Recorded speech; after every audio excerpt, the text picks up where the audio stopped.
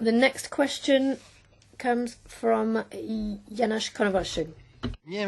Thank you. I don't know if you realize how backward Europe is here compared to China or the US, and why we are so far behind. Well, in America, no one ever bothered about equal access. People just went on and bought informatics system from private companies, and that is why they are better connected to IT services than Europe is. I now hear with fear that you are saying that authors should be properly remunerated. Who is going to establish what adequate remuneration is? That's my first question.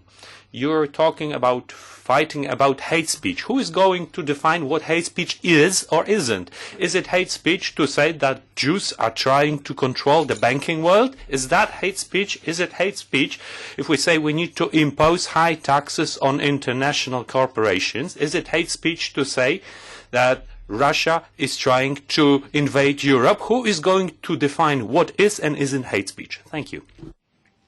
Danke. Frau Gabriel, bitte. Sie haben Thank you, Ms. Gabriel.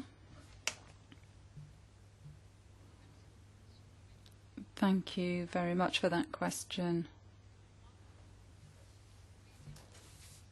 Well, yes, in our democratic society, based on values, we have no place for hate speech. I'm very much in favour of defending our Parliament against that. We've enlarged the definition in order to clearly include all references to ethnic origin, sexual preference, or anything that can offend an individual. Now, do we realise to what extent hate speech does not help anything at all and simply attacks the base of our democratic society? Yes, of course we need freedom of expression and freedom of information. We need to safeguard all of that, but for hate speech I have to be extremely clear. As far as I'm concerned, this is a subject which requires an effort to be made by all of us to defend our society model, our values and our principles. I'd like to leave it at that, truly, because I think mutual respect is important. When you have something to say, you certainly should not express it by hate speech, and that's something that I'll be working on very hard. Are we aware of the consequences of all of this on children?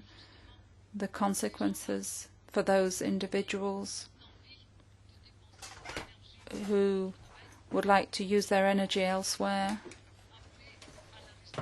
I would really like to call upon the responsibility of all of us, because it really is a subject that can't be taken lightly. Thank you very much. Follow-up question? Well, unfortunately, I haven't been provided with a specific answer. I am much older than you are, madam. I was in jail during communist time, over a year spent in prison, among other things, for providing false information that can be significantly harmful to the interests of the then Republic of Poland.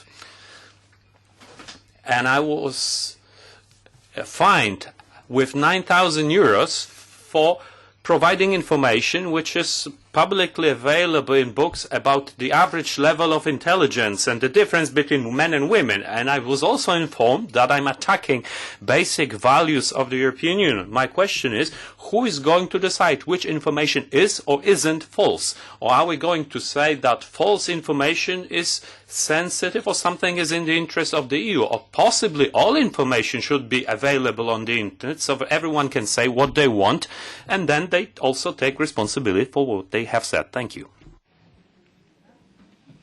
Frau Gabriel, bitte, Sie haben das Wort. Ms. Gabriel.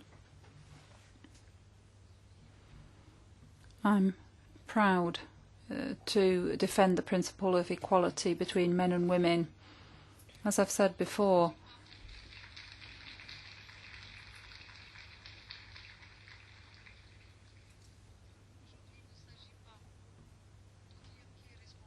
Today it's not a matter of saying who is in charge of us making these statements. That's why what I'm recalling here are the principles of co-regulation and self-regulation. We all have that responsibility. We have values to defend, and I will defend those values until the bitter end.